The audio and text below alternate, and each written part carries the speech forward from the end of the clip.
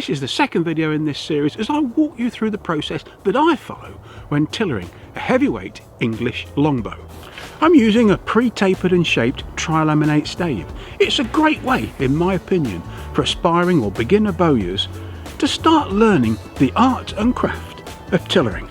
In the first video I showed how I brought this bow to brace height.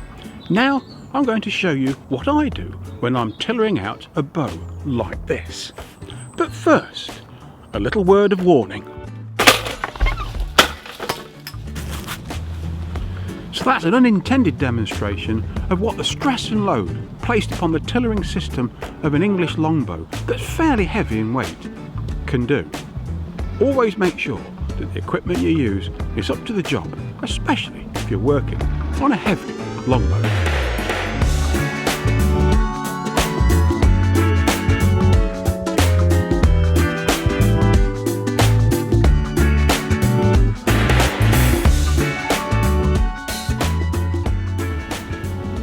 So for me, the second milestone in tillering a bow like this is to establish an even bend as progressively I draw the bow back further and further.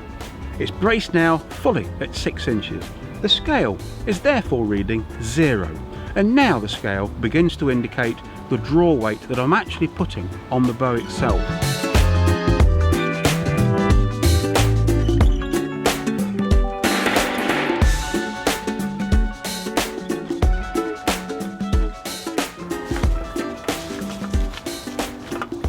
So I estimate the draw weight of this bow, if I did no more work on it, would be about 140, maybe 150 pounds at 30 to 31 inches. Heavier than I actually want at the moment. So the job now is to steadily draw the bow with my target draw weight showing on the scale as a maximum. So now a gradual, steady process of tillering this bow. And here we go.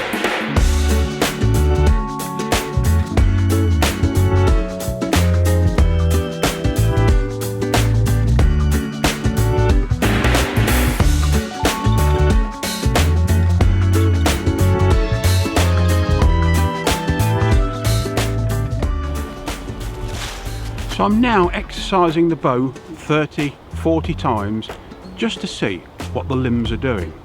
I'm actually drawing 60 pound, and that's now 60 pound draw weight on the bow. And it's coming back to about 13 inches. Now I have to try to assess whether or not those limbs are remaining even. This is also tricky, but it just needs practice.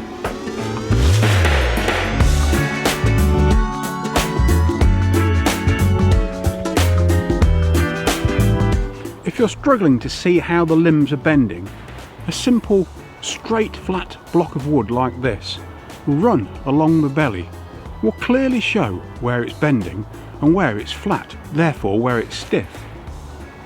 Simple guide, but really useful.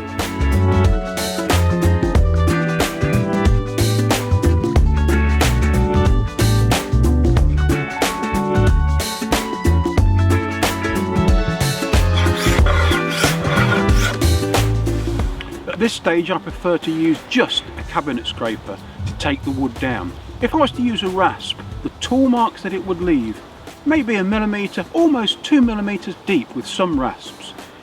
Would, by the time those marks have been removed, taken off way more wood than I really want to. So I stick only to a cabinet scraper at this stage.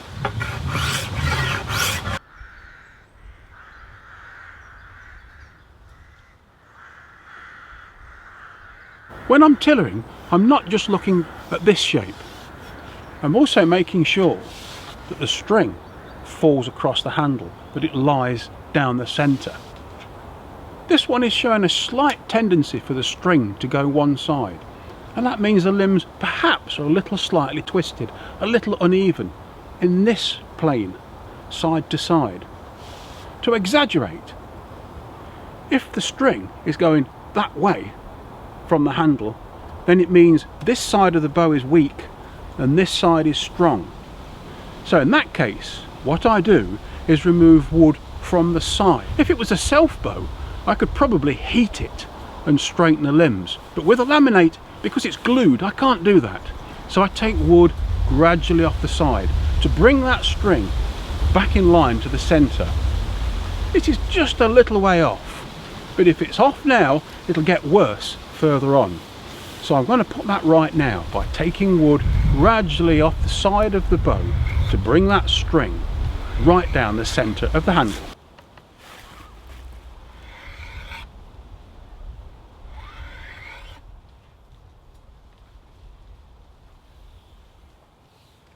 So I've removed a little wood from the side of this bow to bring the string back down the centre, and then I've put it back on the tiller to work it some more to make sure that that change that I've made is bedded right into the bow.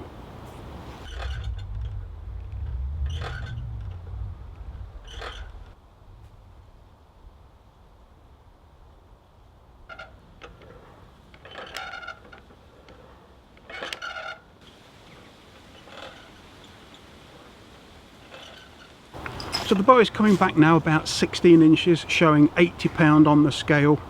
I'll keep working this process until I achieve just above my target draw weight, maybe 5 to 6 pounds greater than the target that I've got.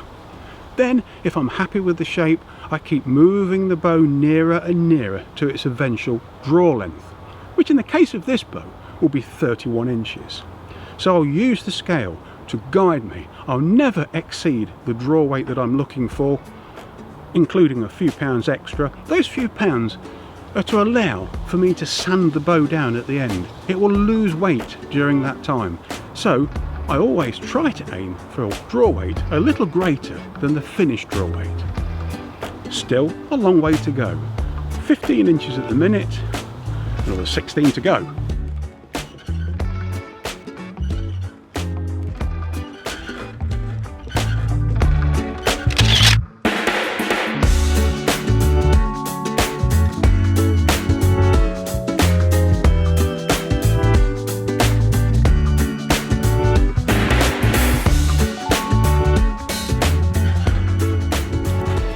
I'm now drawing this bow back to 21 inches and it's at my target draw weight, or just a few pounds above, to allow for sanding and final shooting in of this bow.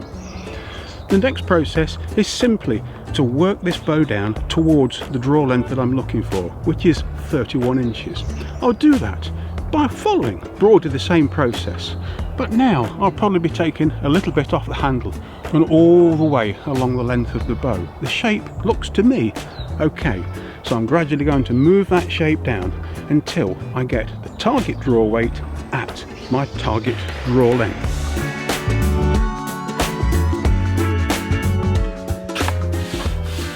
To make sure that I work on each limb evenly, I count the strokes of the cabinet scraper.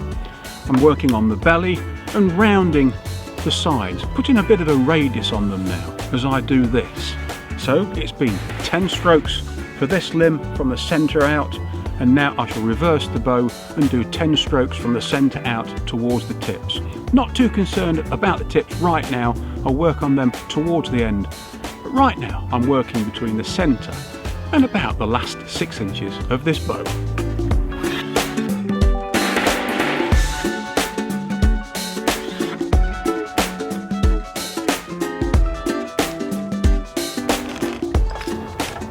So this bow now is drawing back to 27 inches at about 5 pounds more than my target draw weight. I've been fighting a few problems though. These heavy bows I find quite unforgiving.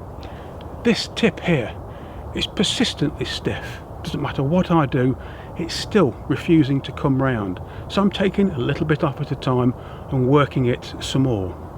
Here too, I'm having a problem. It doesn't seem to bend quite as well as I'd want it to. So I'm taking a little bit here as well and watching how it's beginning to move through the handle. This limb seemed to behave completely differently in the latter stages of drawing than earlier on. It seemed to stiffen up incredibly. So I've had to take quite a bit of wood off here to bring it back into line with this. And I measure along here and along there and keep comparing them to get them as close as possible as I can.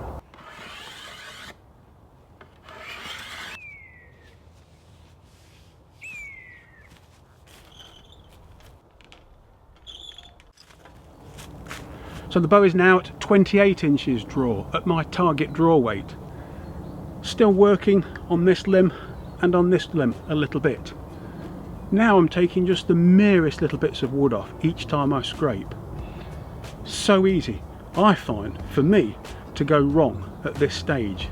It's so easy to rush towards the end by taking too much wood off. I have to go really steadily just now. Sometimes I even have to walk away from the thing. It's so easy to get almost tiller blind by doing this.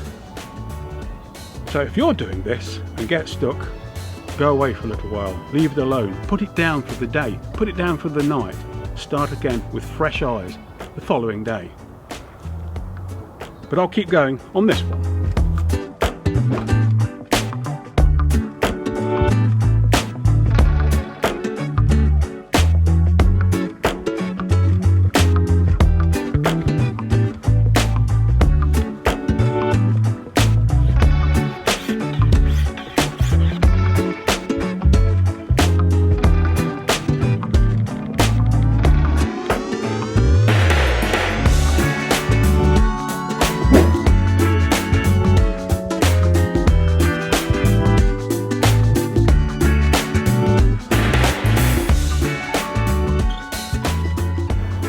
I always find it a challenge to know exactly when to stop tillering a bow, but for me and this bow, I think that moment is now. There's still work to do, still sanding, still shaping of the tips, still finishing off the nocks, but in principle this is a laminate English style Warbow.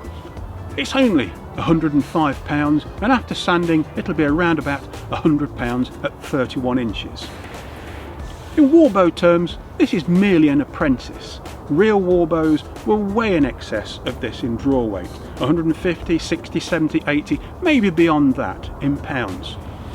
But this is plenty enough for me. So if you're keen to learn the art and craft of tillering a longbow, please don't consider my videos to be authoritative guides on how to do it.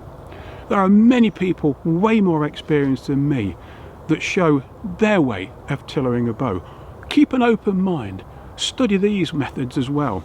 Check out the links below for other people who make bows and make them way better than I do. But I hope that these videos have given you an insight from the perspective of a novice of how to go about tillering one of these awesome bows. Thanks for watching and I'll see you next time. Oh no, I gave my heart away, went a bit too far.